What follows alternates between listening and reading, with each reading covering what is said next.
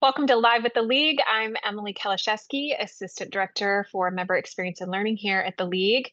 We have got a great lineup today with our state and federal affairs team. We've got John, Jen, and Harrisana here to share updates from Lansing, including a quick recap of our convention from Grand Rapids last week with highlights and takeaways, a budget update, election legislation updates, and tipping fees, and what Harrisana is tracking on that front.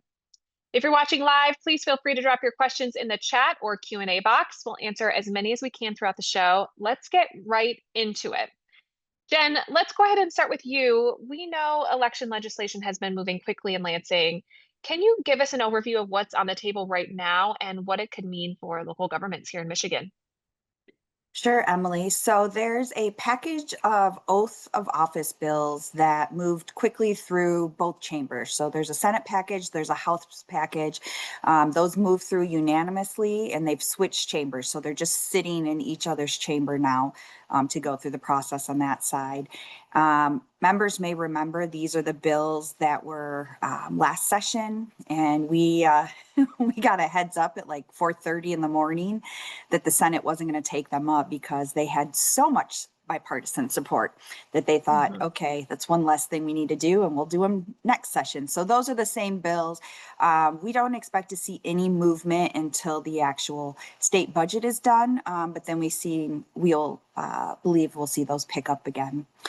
There's also talk about legislation to get introduced dealing with election dates. At first, they were talking about moving the August election, but running into some issues because of federal holidays on which way you would shift that or shift the May date into June. So now it looks like what they're going to be doing is dropping the August election date. We're anticipating that, but we'll still see those bills are yet to be introduced. And if they drop that August election, that would just leave May and November. Senator Singh in the Senate is leading this, and Representative Schmidt in the House are the leads. And so we're anticipating that. But again, things that will start to see some action on or committee hearings once the state budget's done. Right. So let's get into the budget so we sort of know the lay of the land here. John, this budget season has been particularly interesting. Where are we in the process right now? And what should communities be watching as negotiations move forward and we tick closer to that October 1st date? Yeah, thanks, Emily. And I know there's probably some people on here today that heard me talk about this last week a little bit. But for those of you that weren't in Grand Rapids, one, come to the next convention in CapCon, cheap plug. But the budget's interesting right now. I think is maybe a soft way to put that, as we are sitting now 8 days away from a government shutdown. What I can say, even from when we talked last week, is maybe we're a little bit more optimistic that things are starting to move. That doesn't necessarily mean we're going to meet the deadline, because there's a lot of things that have to happen, but we are aware that conversations have picked up. And one of the things that you can see if you watch this really close is some of the bantering back and forth and how that's changed between the governor, the Senate Majority Leader, and the Speaker. I don't mean that as a bad thing. That's actually kind of a good thing as they start to get into their respective corners a little bit. And then once you retreat to those corners, it usually helps unlock some conversation. I think we're starting to see that happen. Now, we know that the governor has put a huge emphasis on getting roads done. I think that's probably one of the first signs that we should look for if there's news coming out of Lansing that they may be moving towards or have reached agreement on that in principle. That would be an excellent sign that things are going to start to churn forward on the rest of the budget. When we think about the rest of the budget, major issues still sit out there. Like $20+ billion for a school aid budget that is yet to be finalized. $3.2 billion in cuts to the Department of Health and Human Services that need to be looked at. And these are all priorities for legislators for a variety of different reasons.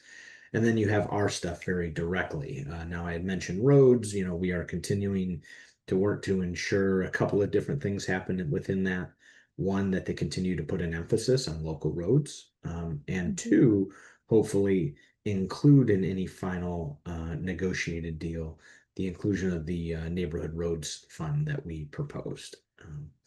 Then you have revenue sharing, and two parts of it, really.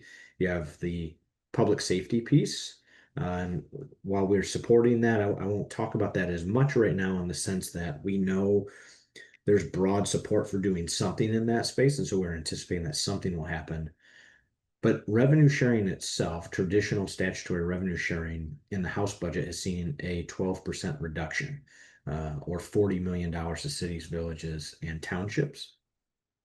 But in a piece of good news, because I want to focus on that 8 days out, last Thursday, Senator Cherry, Senator Moss, and Senator Weber reintroduced the revenue sharing trust fund in the Senate. So it's Senate Bill 559, 560, and 561. And when we talk about our ability to sort of not just advocate for more revenue sharing, but to make sure that the policy to secure and protect that is in play, that's a very clear signal to us that it is. And so we'll continue to work and talk about those things in the process.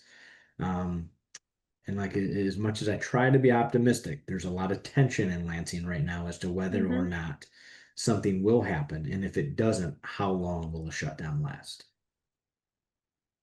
So if you had to predict next time we come together in a couple of weeks for this show, where do you think we'll be at? I refuse to get out my magic 8 ball like Jen would. And Okay, I did anticipate this question.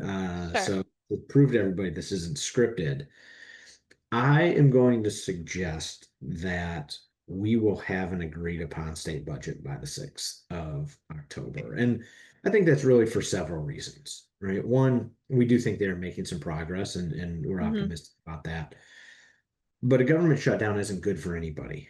And at that Right. point, we'd be pressing up against a week. And that is really a significant amount of time of uncertainty for schools, for local government, for a lot of other services that are provided within the state budget. The one caveat that I will give to that, that we haven't spent a lot of time talking about that could actually impact what we do here at the state, is what the federal government does. Because the first Okay. time in all of our memories, both the state and the federal government are on the verge of a shutdown on the exact same day at the exact same time.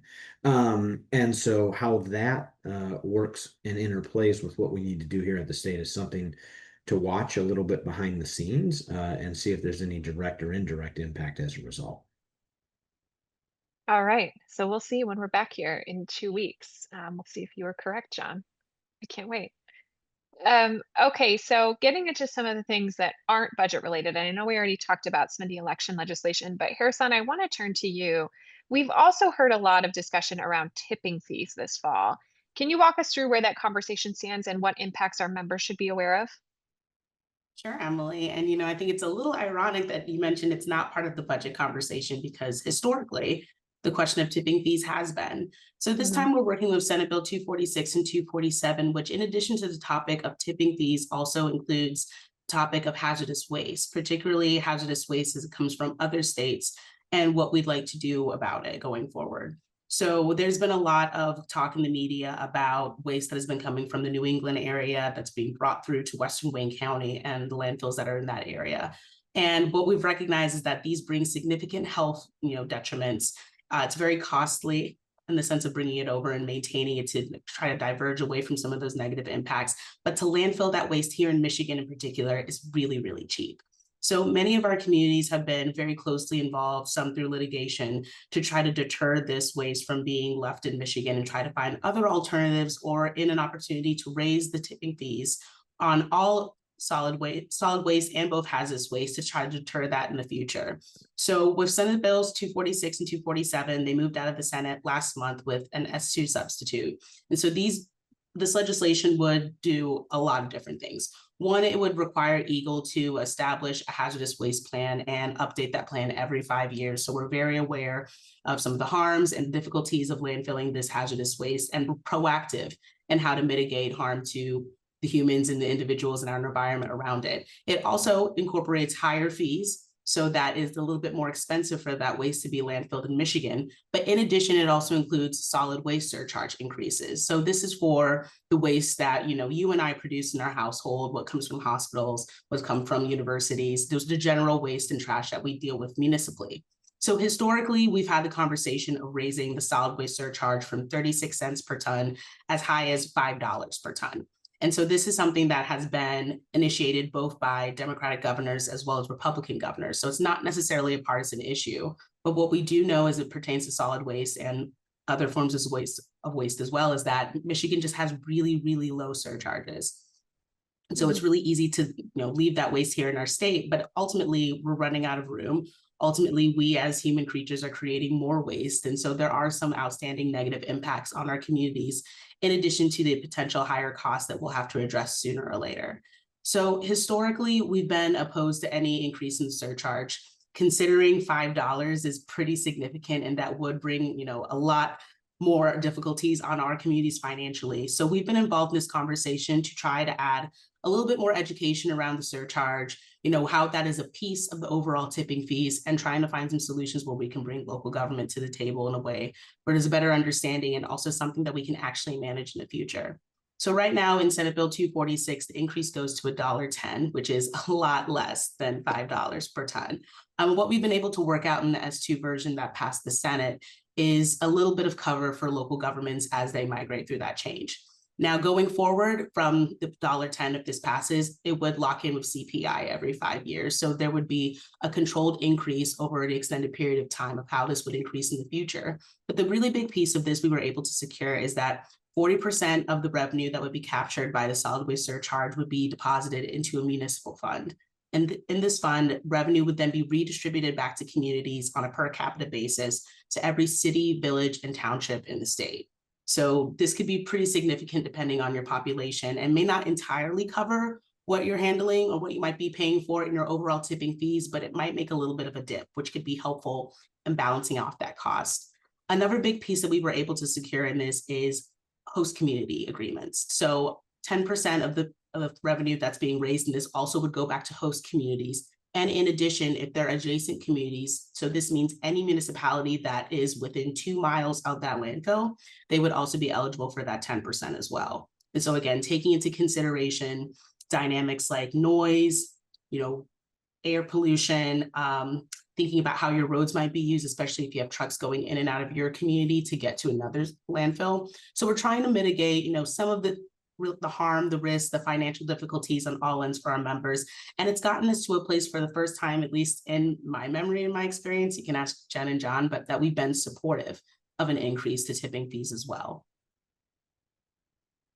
Thanks, Harrisana. A quick question came in through the chat. Is there a way to charge different fees for in-state versus out-of-state waste? There is not. Unfortunately, there's legislation that does not allow us to charge a different fee for out-of-state waste versus in-state waste. That did come up in conversation, but I think all parties were very aware of that, and we probably don't want to pursue litigation and try to work around that one either. Sure. Thanks, Harrisana. All right, let's move back to revenue sharing trust fund. John, can you remind folks of the bill numbers for those reintroduced? We've got a question in the Q&A. Should we contact our state representatives? Yeah, good question. I was going to bring this up to kind of close out the program today, but I will talk about it right now. So again, there's Senate bills 559, 560, and 561. They're sponsored by Senator Moss, Senator Cherry, and Senator Weber. Both Senator Moss and Senator Weber has previously supported them. Senator Cherry, who is the chair of the General Government Subcommittee, has gotten involved in this, and we split that into a 3-bill package. That's a good thing. Nothing really has changed with those bills, so they're substantively the same. We've just created a 3-bill package over a 2-bill. So just to kind of set the stage there, and absolutely we should be reaching out, and I would say in this particular moment, maybe even a little bit more of an importance in the Senate. But it doesn't mean we should neglect the House, right? And the reason I say that is because these bills, these 3 bills in particular, were just introduced in the Senate. We saw where the House budget landed in terms of a reduction, and it's really going to be incumbent within the negotiation to try to get to a spot where we're not just mitigating any reduction, but we're also talking about policy. So the message that we've said in general as an organization right now, as we think about the biggest things within the budget, are yes to roads, yes to public safety, and then no cuts to revenue sharing, right? And then I think we can add to that now that these are introduced is like no cuts to revenue sharing, and let's secure that with the trust fund. And that becomes really important messaging in the overall grand scheme of this budget. And I think we should absolutely say, to those legislators that did, and even to those that didn't, thank you for this being introduced in the Senate. If anybody's come to our Lobbying 101 presentations, half of what we do is just recognizing the importance of somebody taking action or beginning action. And so we want to commend the Senate for introducing this bipartisan package and inform them of how important it is to us, and ultimately would be a good inclusion from a policy standpoint to couple a consistent, predictable revenue stream within the budget for statutory revenue sharing. Thanks, John. I just have one more question before I ask a little bit about our convention for folks who were not with us last week or who maybe were in different sessions than the rest of us. I want to talk about the My Home program. I want to see sort of where we're at with that and what the plan is moving forward. So can you give us a brief update on that as well? Yeah. Emily, we are, the proposal is being received great. We're building support for the proposal. We had over, we have over 200 listed officials, whether that's elected, non-elected, or staff. On the website right now, we have 25 mayors. We have some developers and other organizations. So we're still building that support. So if anyone is on the webinar and hasn't pledged their support yet, but has reviewed the proposal and would like to, we would love to get you on that list as well. But yeah, we're still gathering feedback and input from the different stakeholder groups. We had some great conversations even last week while we were in Grand Rapids. And I would say when I've talked to someone who's pushed back, which hasn't tended to be local government or even builders or developers, it's kind of those outside groups that support housing but don't necessarily build or develop housing. There's really some, pushback on the cost.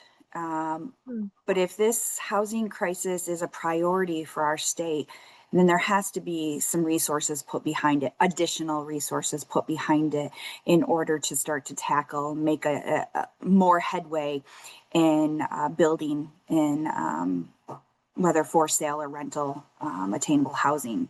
So, we've heard now preemption doesn't cost the state anything. Well, we don't necessarily think preemption actually builds or develops anything either. So this is a proposal, an initiative that's going to take investment and resources to get more affordable housing. And so that's something we're working on right now. We're hoping to have draft bills and get something introduced here early October to be able to, start the process and the ball moving forward even more. So get it from a proposal to an actual program. Excellent. So moving forward on that, perhaps after the budget moves forward. Yes. So again, we've got more information on that in the chat. So if you want to learn about the My Home program, we've got that linked. You can find your senator and their contact information on a link we've posted as well. In addition to that, we've got the direct link to show your support for the My Home program. And I'll plug, if you're an elected official and you're looking for advocacy credits, you also earn advocacy credit for the Elected Officials Academy by doing that. So check out that link and include your name there. Now, we've mentioned a couple of times, we were, all of us on this call, at convention last week, which was a great week with our members in Grand Rapids. We brought so many folks together from across the state. So for all of us on the call, what were some of the major themes or takeaways you heard there, and how are they influencing some of our work as we move forward in the advocacy space? I think Harris Hanna should go first. Well, I think that there's nothing more important than community and the camaraderie that we have amongst our members.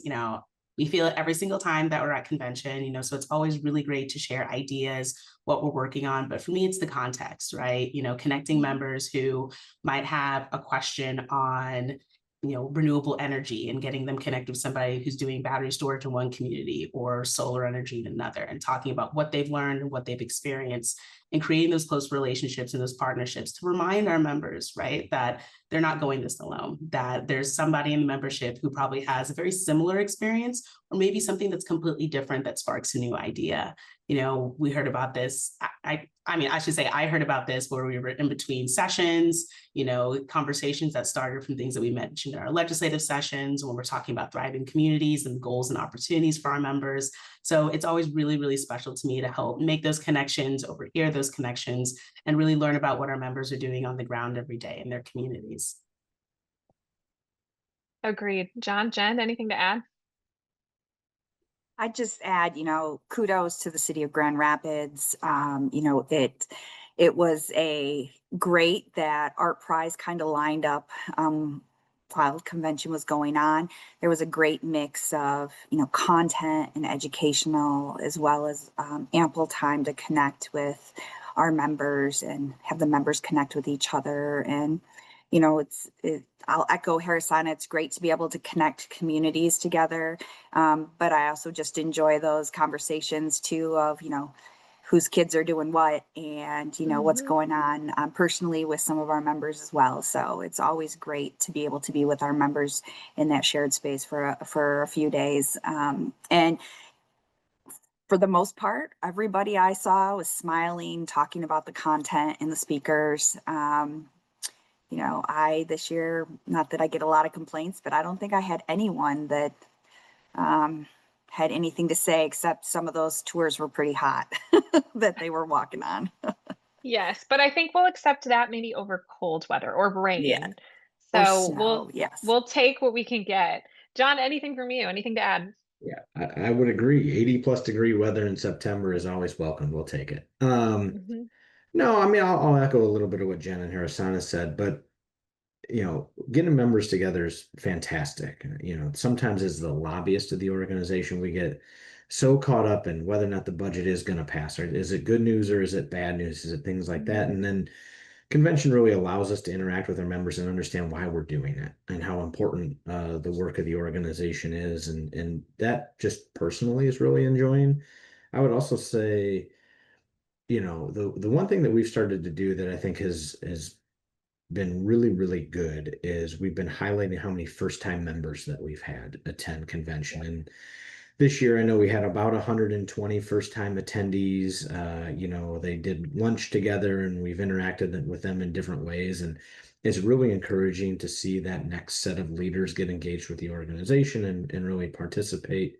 And then I think there's a couple of thank yous too. One, these things don't happen by accident. Our staff puts a lot of time and effort and energy into making this happen and did an absolutely fantastic job from our events team pulling this one off. And then, we always transition leadership at convention. And so a huge thank you to Don Geary, Mayor up and Sault Ste. Marie for his leadership over the last year. It's just been an absolute pleasure to work with him. And then we welcome Josh Atwood from Lapeer, who's going to carry on not just Don's legacy, but all of the presidents that have come before him to build what we are as an organization today. And it was just great. And then we had some longtime supporters in that space. And I know I peeked at the chat, so I know Mike McGee's on, who was a general session speaker talking about leadership, which is something that's so critical and important to right now, and really gave a powerful speech on what leadership means and how we can go about being great leaders in our communities today. And it's those types of things that ultimately make us stronger as an organization, and just thrilled to be a part of it. Yeah, and I'll just add one more plug that the last time we were here for Live with the League pre-convention, we highlighted our 4 communities who were moving forward for our Community Excellence Award and had submitted some really incredible projects. And I want to give a shout out to Nagani, who is keeping the CEA Cup in the Upper Peninsula for another year. Really incredible presentations and all amazing projects. And really happy for Nagani for finally winning that cup and keeping it up there. So it was really inspirational to be with our members and to see how much heart and soul they pour into their work and those projects in particular. And I'll just mention, we hope we can see some of you who didn't attend this year. Next year, we'll be in Traverse City, I believe in October, if I have that right. So before we wrap up today, a few quick reminders for folks. We've been talking a ton about housing. So we have got a great free webinar coming up this week, Building Foundations, a Housing How-To with Edwin Homes. You can join us on Thursday from noon to 1 p.m. Housing is top of mind for communities across Michigan, and this session will take you behind the scenes with a leading developer. You'll learn what it takes to become developer ready, how to build the right capital stack, and how these projects come together in real life. Don't miss this one. It's free to attend, and you can grab the registration link in the chat. We're going to post that there. And I'll always mention our on-demand learning platform is live. So if you were at convention or you missed convention and you're looking for some educational resources on things like ethics, lobbying, finance, and more, we have all of those for you to access anytime, anywhere, when you log in to your portal at my.mml.org. Again, you're learning at your own pace, 24/7, meeting you right where you're at. Thanks again for tuning in. We hope you have a great week, and we will see you next time and see if John's predictions are correct on Live at the League in a couple of weeks. See you then.